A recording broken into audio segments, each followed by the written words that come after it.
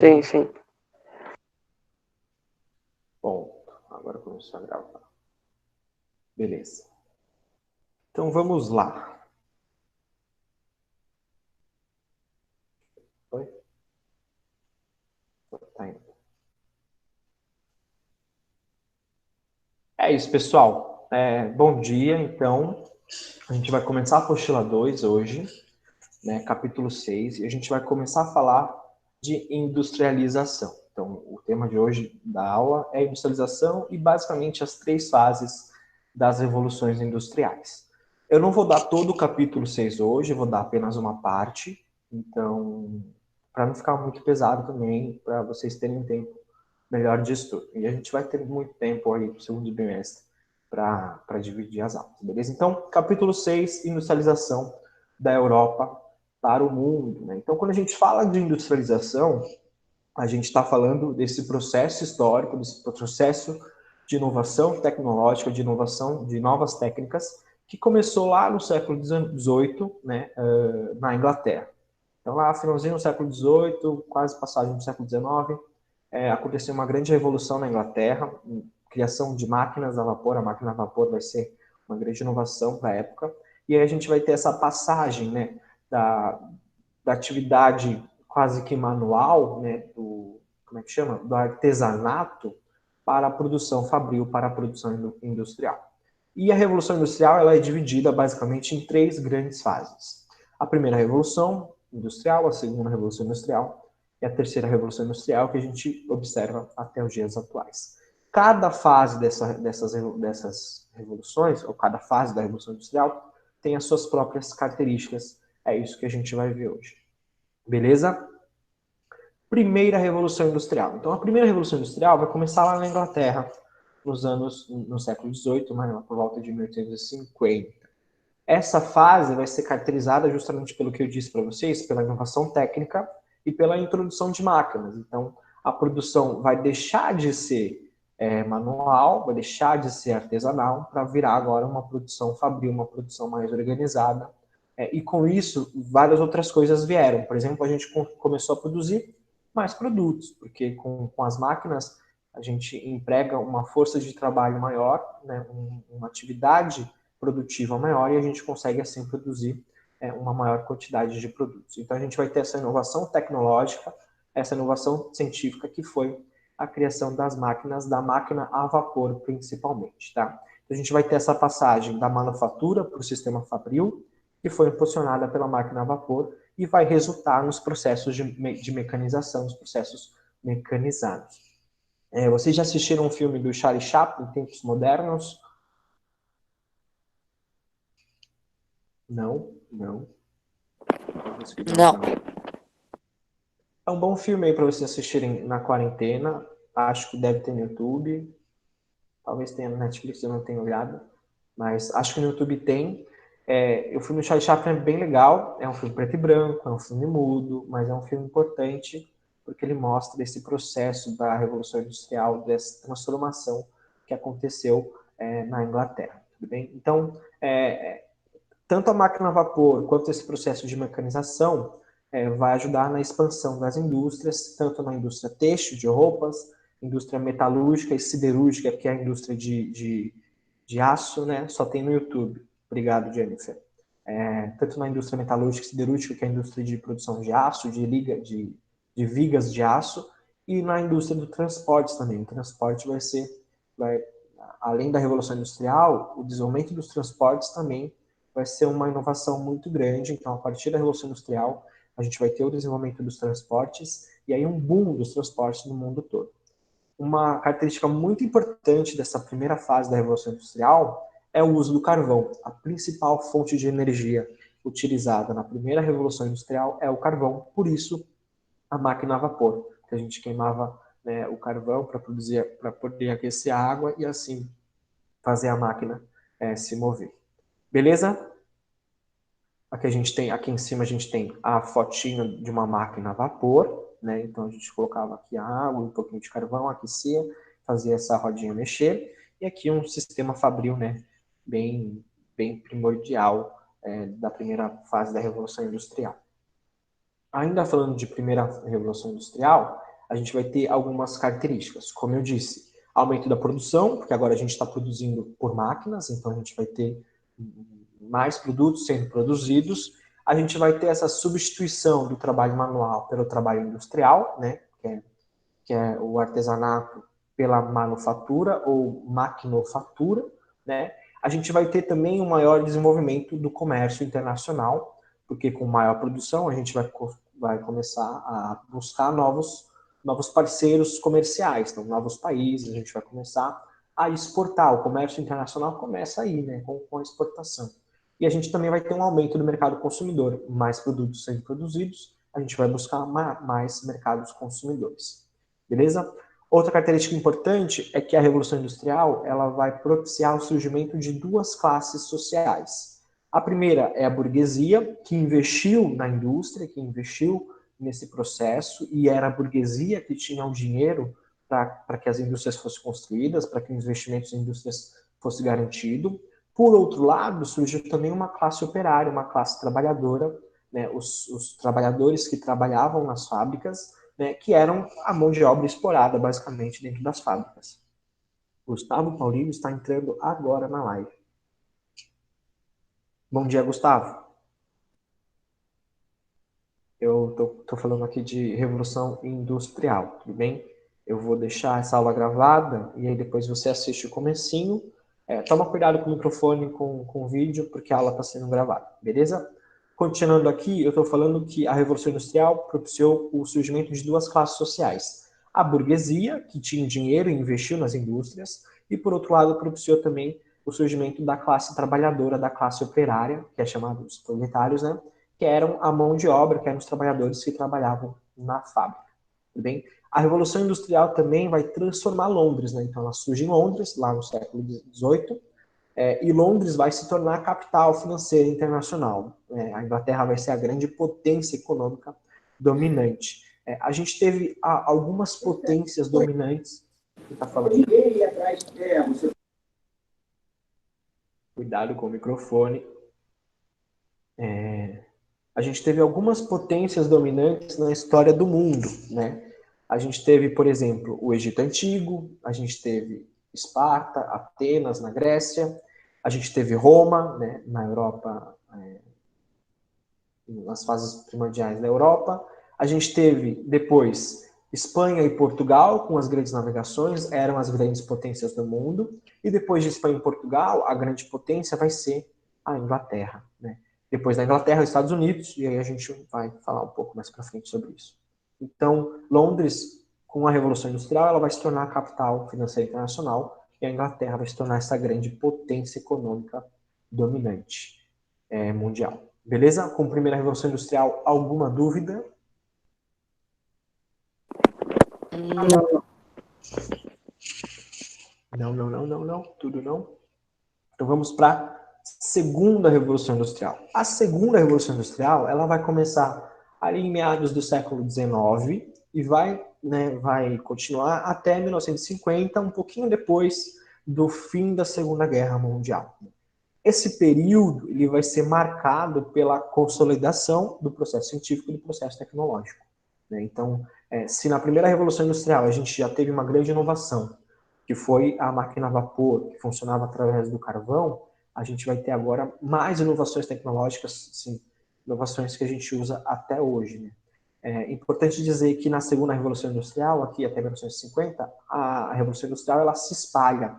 Então, ela deixa a Inglaterra e se espalha para alguns países da própria Europa, como a França e a Alemanha, e também se espalha para os Estados Unidos e para o Japão. Então, aqui a Revolução Industrial começa a ficar mais internacional. Algumas invenções importantes dessa segunda fase da Revolução Industrial. A invenção da lâmpada foi criada na segunda Revolução Industrial, e aí é muito louco pensar que a gente usa a lâmpada até hoje, e ela foi criada ali por volta do século XIX, né? A criação dos meios de comunicação, como o telégrafo, o próprio telefone. Hoje a gente usa menos telefone, né?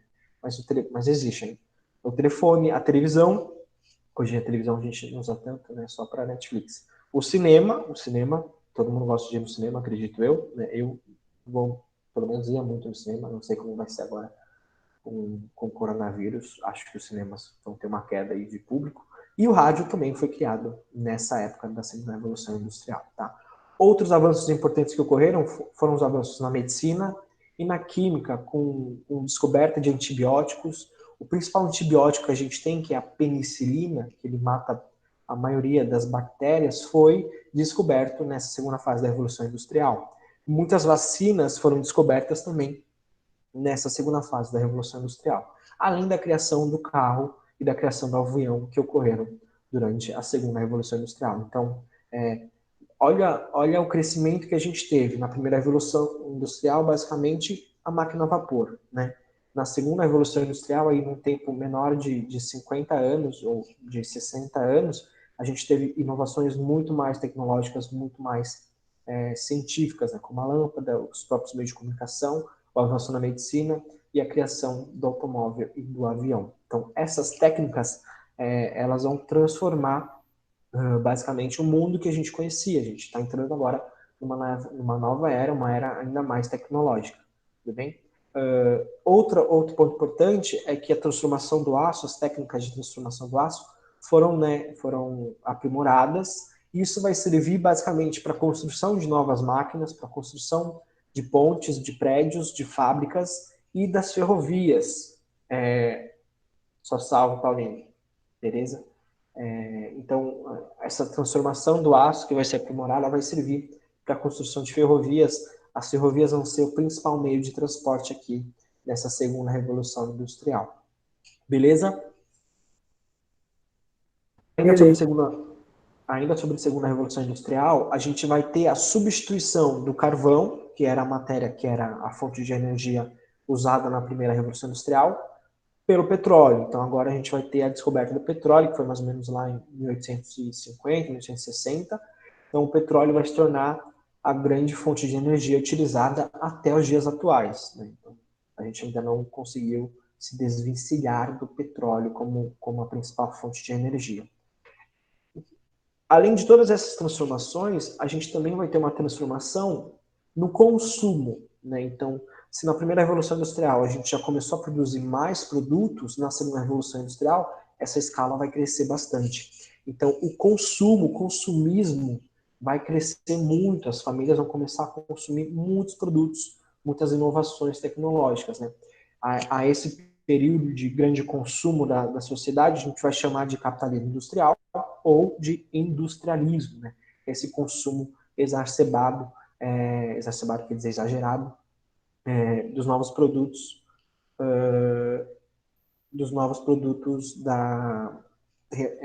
advindos da segunda revolução industrial. O petróleo pode acabar? O Gustavo Paulino me perguntou. Sim, o petróleo é finito, né? Então, as reservas de petróleo já sabe que algum dia vão acabar, vão durar aí mais ou menos mais alguns 50, 60 anos, mas é uma fonte de energia não renovável, ou seja, ela é finita, ela vai acabar um dia. Beleza?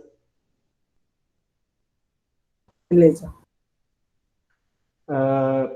Por outro lado, se a gente teve um crescimento desse consumo, a gente também vai ter a questão dos trabalhadores nas fábricas, né? Então, é nesse momento que vão se criar os sindicatos. Os sindicatos vão ser criados para que os trabalhadores possam se proteger frente às condições precárias de trabalho que eles tinham nas fábricas, né?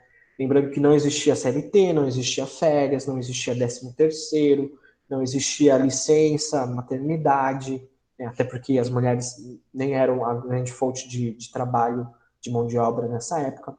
Então, os sindicatos eles vêm para conseguir alguns direitos trabalhistas desses trabalhadores. Então, é a partir dos sindicatos que vão se criar, né, os direitos que a gente conhece, que eu acabei de falar, 13º, férias, licenças, planos de saúde. Então, a criação dos sindicatos foi muito importante nesse momento, também em defesa dos direitos dos trabalhadores. E um outro dado importante é que aqui na segunda revolução industrial a gente vai ter esses dois sistemas de produção, essas inovações tecnológicas, que é o Fordismo e o Taylorismo, né? O Fordismo e o Taylorismo, eles são basicamente a criação da produção em série. A produção em série é aquela esteira onde o produto vai passando e cada trabalhador vai apertando um parafuso, vai fazendo uma função ali no produto. Então, a esteira, né, essa produção em série vai ser uma grande inovação e vai permitir ainda mais, né, que a gente produza ainda mais, consequentemente que a classe burguesa lucre mais, porque a gente vai estar vendendo mais produtos, a classe burguesa vai estar lucrando, ganhando mais dinheiro com a venda de mais produtos. Então, as esteiras foram essa inovação tecnológica muito importante nessa época da segunda revolução industrial para o Fordismo. O Fordismo, basicamente, a característica principal é a produção em série, ou seja, é a esteira, e o Taylorismo ele vai especializar ainda mais a produção. Então, cada trabalhador era especializado por fazer uma coisa. Então, esses dois sistemas juntos, eles foram muito importantes nessa segunda fase da Revolução Industrial. Tudo bem com a segunda Revolução Industrial? Tudo. Tudo. Yes. Vamos para a terceira Revolução Industrial, então. Né? Na terceira Revolução Industrial, né, que vai começar ali por volta do começo do século XX e permanece até os dias atuais, embora alguns teóricos dizem que a gente já está entrando aí numa quarta Revolução Industrial, que seria uma indústria 4.0 ou 4.5, uma coisa assim, né? Mas a terceira Revolução Industrial, ela chega até os dias atuais. É nesse momento que a gente vai ter um grande avanço da ciência, da tecnologia, da informática. Então, é aqui na terceira revolução industrial, pós Segunda Guerra, que a gente vai ter a criação do computador. Essa foto aqui de cima, ó, é o primeiro computador já criado na história. Né, os computadores eram enormes, ocupavam salas inteiras. O nome desse computador é ENIAC, E-N-I-A-C, ENIAC. Então, é nesse momento que a gente vai ter a criação do computador, a criação da internet, a criação de alguns softwares, né, para os computadores e a criação dos dispositivos móveis, né, o celular, provavelmente, o celular foi criado nessa época, embora ele era um tijolão, ele era enorme, né? A gente vai ter aqui inovações da robótica e da eletrônica também. Gustavo, né? Vamos aí. Então, a gente vai ter essa inovação tecnológica, a tecnologia vai ser basicamente, né, expandida nessa época. Então, na área das ciências, a gente vai ter um grande crescimento da biotecnologia, da engenharia genética e também dos novos medicamentos. Né? A medicina ela vai ter um grande avanço nessa época, muito por causa da Segunda Guerra Mundial, né? Porque assim, muitas pessoas morriam na guerra, muitas pessoas precisavam de cuidados na guerra, então novas técnicas de medicina foram criadas durante a guerra. E essas técnicas na guerra foram passadas para a sociedade comum, né? Para a sociedade civil.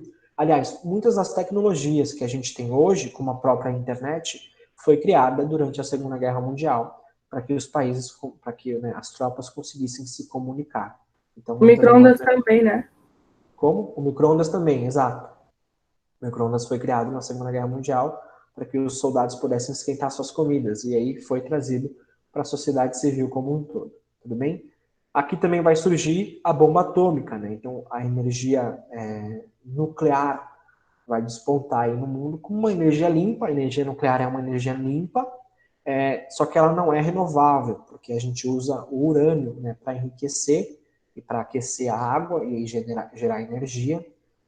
E o urânio é um mineral finito. Ele também tem algumas jazidas que vão acabar daqui a alguns anos. Embora seja uma energia limpa, ela não gera gases, né, do efeito estufa, por exemplo, mas é uma energia não renovável, tudo bem?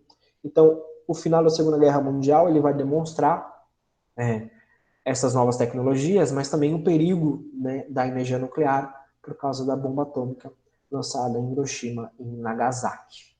Beleza? Para terminar, então, a terceira revolução industrial, a gente vai ter, como eu disse, esse avanço nas tecnologias. Um passo muito importante foi a conquista espacial. Né? Então, a conquista espacial foi importante para a criação de novas tecnologias. Se por um lado a gente teve novas tecnologias vindas da guerra, a gente também vai ter novas tecnologias que foram usadas na corrida espacial e trazidas para a sociedade civil. Então, durante esse período ali, depois da Segunda Guerra, até a década de 80, 90, que foi conhecido como Guerra Fria, que a gente já viu, né, Estados Unidos e União Soviética disputando a sua influência ao redor do mundo, a gente vai ter essa corrida espacial, que é traduzida como uma corrida tecnológica. Então, Estados Unidos e União Soviética estavam correndo, né, para ver quem ganhava essa aposta de criação de novas tecnologias. É nessa época que vão surgir também novas ligas metálicas, que vão proporcionar de novo um avanço nos meios de transporte e, de novo, um avanço, né, nos materiais que a gente usa para a construção de prédios, para a construção de automóveis, para a construção de naves, para a construção de aviões. Então, essa tecnologia do aço, a gente parece que é muito distante da gente, né? Mas provavelmente a gente tem alguma coisa feita de aço dentro de casa e essa tecnologia foi muito importante para que essa revolução da transformação do aço para a criação de novos produtos, novas mercadorias acontecesse, né? Nessa época também a gente vai ter ainda mais avanços no caso dos direitos trabalhistas. Então a gente vai ter a diminuição das horas de trabalho. Os trabalhadores na primeira revolução trabalhavam até 14, 15, 16 horas por dia. Isso ainda acontece na China, por exemplo. Mas aí a diminuição da carga horária é diminuída. Hoje, basicamente, a maior parte dos países trabalha com 8 horas diárias, né? O trabalhador trabalha 8 horas. A inclusão de benefícios, como eu disse, sei lá, vale transporte, seguro-saúde e outras coisas. E também é só aqui na terceira revolução industrial que a gente vai ter a proibição do trabalho infantil. Então, né, pouquíssimo tempo, da segunda metade do século XX até hoje, que o trabalho infantil foi proibido, sendo que a gente sabe que o trabalho infantil ainda é muito comum, principalmente nos países mais pobres. Tudo bem? Então a gente vai ter essa modernização nas indústrias, também marcado pelos avanços da tecnologia, da informação. Quando a gente fala de terceira revolução industrial, a gente pensa em revolução técnica, científica, informacional, que é essa revolução das tecnologias, essa revolução da ciência, mas é uma revolução também dos meios de informação, por causa da internet, principalmente. Então, terceira revolução industrial é sinônimo de revolução técnica, científica e informacional. Vou escrever aqui no chat, ó, revolução técnica, científica, informacional. E também é sinônimo de globalização. Então, quando vocês virem numa prova ou a palavra terceira revolução industrial, ou a palavra revolução técnica, científica, informacional, ou a palavra globalização, a gente está falando basicamente da mesma coisa, que é essa inovação tecnológica que permitiu que o mundo se integrasse mais, que permitiu que a gente trocasse mais mercadorias e trocasse também vivências com o resto do mundo. Beleza, pessoal? Alguma dúvida? Não, não, não, não, tudo não, nem. Tranquilo? Acho que foi tranquilo, né? Voltando aqui. Então a aula foi essa. Eu vou disponibilizar a aula gravada e o PowerPoint lá no Classroom, tá bom? Eu vou também colocar a atividade na tarefa no Classroom para vocês fazerem. Então, o que vocês têm que fazer agora?